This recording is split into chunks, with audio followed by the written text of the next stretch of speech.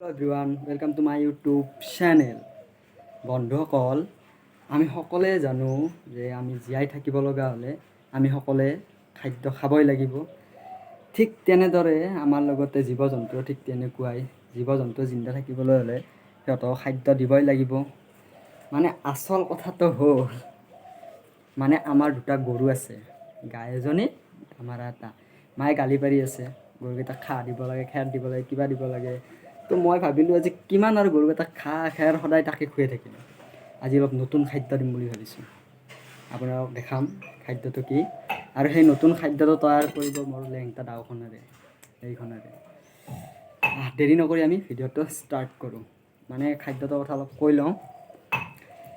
কলগছ আমি সকলোৱে চিনি পাওঁ, সকলোৱে জানে কলগছ মানে কলগছৰ কলপাতে গৰুক খুৱাওঁ দেচোন। বিশেষকৈ আমি গৰুক কলপাত খুৱাওঁ, কিন্তু আজি কলগছ আমাৰ কল দুডাল কাটিলে, কলগছৰ পাতকেইটা খোৱা হ'ল। এতিয়া ভাবিলোঁ কলডাল এনেই বেকাৰ পচে খেদাতকৈ গৰুক খাই কলগছডাল খুৱাম। কেনেকৈ খুৱাম চাই থাকক, আহক মোৰ লগত, আহক। ৰ'বা চেণ্ডেলটো মই পিন্ধি লওঁ, চেণ্ডেলটো পিন্ধি ল'লোঁ। এতিয়া আহক আমি কলগছেৰে কেনেকৈ খাদ্য তৈয়াৰ কৰিব পাৰি চাই লওক। এই কলগছডাল মই গৰুক খাদ্য তৈয়াৰ কৰি দিম, চাই থাকক আপোনালোকে। ৰ'বা মোবাইলটো থৈ দিওঁ, মানে মোবাইলৰে ভিডিঅ' কৰি আছোঁ না, দেখা পায় নে নাপায় আৰু ইয়াৰ পৰা। এক ছেকেণ্ড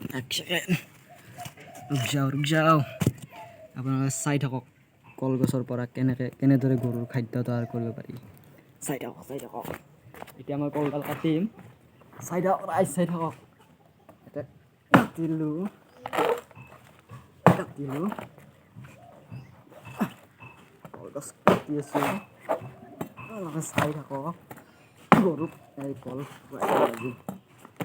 নতুন টুইষ্ট পাব, নতুন খাদ্য।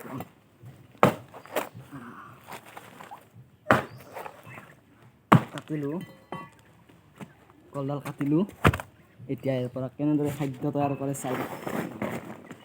বস্তাখন পাৰি দিওঁ, লেতেৰা হৈ যাব। এই কলডাল এবাৰ কাটিম, টুকুৰি কৰিম, চাই থাকক। কলডাল এনেকৈ কাটিলোঁ, খাদ্য তৈয়াৰ হৈ আছে। মানে এই খাদ্যটো খোৱাৰ পিছত গৰু পানী খোৱাৰ দৰকাৰ নাই, একেলগে পানীও হ'ব, খাদ্য হৈ যাব। চাই থাকক কেনেদৰে কাটে কল। খাদ্য গৰুৰ নতুন খাদ্য, আজি কোনোদিন খাই পোৱা নাই গৰু। মই ভাবিলোঁ আজি গৰুক এইটো খুৱাম। টুকুৰা কৰি দিলোঁ। এতিয়া চাই থাকক আপোনালোকে গৰুক কেনেদৰে খুৱাম। তো এতিয়া আমাৰ খাদ্য তৈয়াৰ হ'ল। এতিয়া আমি খাদ্য তৈয়াৰ কৰিলোঁ, এতিয়া আমি গৰুক দিব লাগে। চোৱা কলগছৰ খাদ্য। এই আমাৰ গৰু গাইজনী আমাৰ গাইজনী চাই লওঁ কেনেকৈ চাই আছে। আৰু দামাৰটো চাবানে? দামাৰটো চাই কি পাব, দামাৰটো মন নিচিনাই ক্ষীণমিন। তাৰপিছত দামাৰটো খাই আছে। এতিয়া আমি গৰুক কলগছ খুৱাম, চাই থাকক কেনেদৰে খায়। আপোনালোকে চাই থাকক, নতুন খানা। ৰ'ব মোৰ প্ৰব্লেম হয়, মানে মোবাইলেৰে ভিডিঅ' কৰিলে এই প্ৰব্লেম দিয়াচোন। কেমেৰা এটা কিনিম বুলি ভাবিছোঁ যদি পইচা পাওঁ।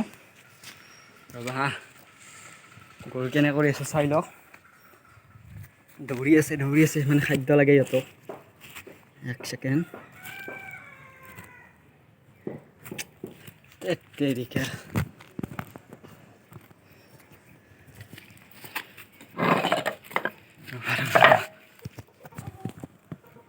খাদ্য দিম আমি, চাই লওক।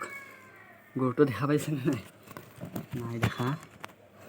গৰু কেনেদৰে খাব চাই থাকক আপোনালোকে।